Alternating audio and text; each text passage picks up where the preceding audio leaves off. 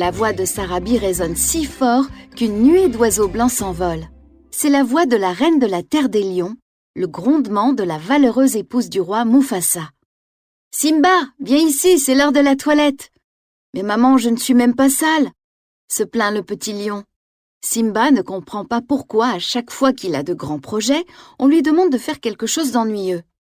Il s'en va vite murmurer un secret à l'oreille de son ami Nala, blotti entre les pattes de sa mère. « Pourquoi ne pas créer un club ?» demande Simba à Nala. « On pourrait trouver un endroit rien qu'à nous pour parler et jouer en paix. » Nala est d'accord et l'instant d'après, les deux amis sont déjà partis. Mais Sarabi, qui s'est résigné à laver son lionceau plus tard, a quelque chose à dire. « Assurez-vous d'être rentré pour le dîner et écoutez bien Zazu, qui gardera un œil sur vous. »« S'il peut nous rattraper, pauvre Simba !» Zazu est le petit oiseau bleu chargé de veiller sur les lionceaux. Le voilà, il a décollé aussi vite que possible, mais il les a déjà perdus de vue. Ces deux-là sont bien trop rapides. Nala et Simba courent longtemps jusqu'à ce que... « Ici, regarde !» dit Simba. « Ce passage entre les rochers a l'air parfait pour notre club. »« C'est vrai, » dit Nala. « Allons l'explorer. » Mais ils ont à peine fait quelques pas que déjà, un grand lion s'approche et leur bloque la route. « Que faites-vous ici ?» demande-t-il, l'air contrarié. C'est Scar, l'oncle de Simba, un lion solitaire. Il est très mécontent que les deux lionceaux jouent près de chez lui et veut s'en débarrasser le plus vite possible. « En fait, oncle Scar, on est à la recherche d'un endroit où se retrouver. On veut former un club, » explique Simba. « Et cet endroit semble parfait, tu ne crois pas ?» Non, Scar ne le croit pas du tout. D'ailleurs, il est sur le point de leur signifier son désaccord dans un rugissement lorsqu'un bruit d'ailes au-dessus d'eux attire leur attention. « C'est Zazu !» murmure Simba à Nala. « Partons avant qu'il ne nous trouve !» Et les deux lionceaux repartent en courant, tandis que Scar les regarde, soulagé. « Et maintenant ?» se demande-t-il. « Où aller ?» Simba a déjà une idée. « Allons au point d'eau, là où les animaux se regroupent pour boire !»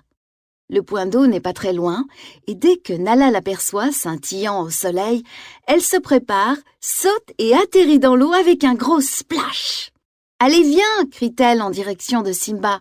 « Ce sera notre club aquatique. » En voilà une idée amusante. Le lionceau la rejoint et plonge, mais le sol se met à trembler. Que se passe-t-il ? « Les éléphants !» lance Simba sautant hors de l'eau. « Il faut les rattraper !» Admirer ces colosses se déplacer en troupeau est un véritable spectacle.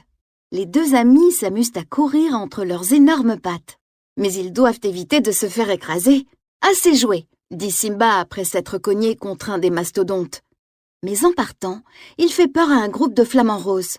Les somptueux oiseaux poussent des cris, dérapent et battent des ailes. Quelle pagaille! « Il y a du monde dans la savane aujourd'hui !» s'exclame Simba. « Je ne serais pas surpris de voir des rhinocéros !» crie Nala. Deux rhinocéros ont en effet décidé de courir vers le point d'eau et ces géants n'ont aucune intention de ralentir. Nala est sur le point d'être percutée, mais Simba la pousse à la dernière minute. Sauvée! Quelle frayeur! Bégaie Nala en cherchant son souffle. J'ai eu assez d'émotions pour aujourd'hui. On s'en va? Oui, répond Simba. Le point d'eau est trop fréquenté pour être notre quartier général. Mais maintenant que j'y pense, je connais un endroit super calme dans la savane. Ce sera un club très tranquille, c'est promis. Le voilà reparti, suivi par son ami. Simba a eu une excellente idée. Il conduit Nala dans l'endroit le plus calme de la savane. L'arbre où vit Rafiki, le sage singe. On y trouve de confortables lits de lianes où l'on peut s'allonger et des branches parfaitement incurvées pour pouvoir s'étirer mollement. Les lionceaux ne tardent pas à fermer les yeux et à s'endormir. Soudain, une voix les réveille. « Mais que faites-vous ici ?»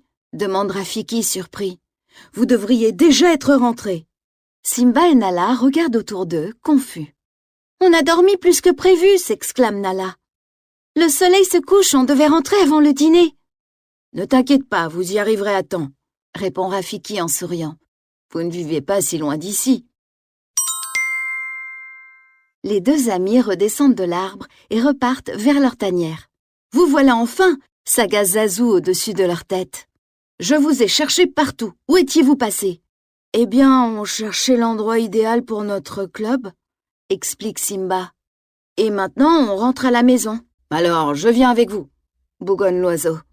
Mais à peine a-t-il eu le temps de finir sa phrase que les lionceaux sont déjà partis. Ce soir-là, Simba raconte à sa mère ses aventures.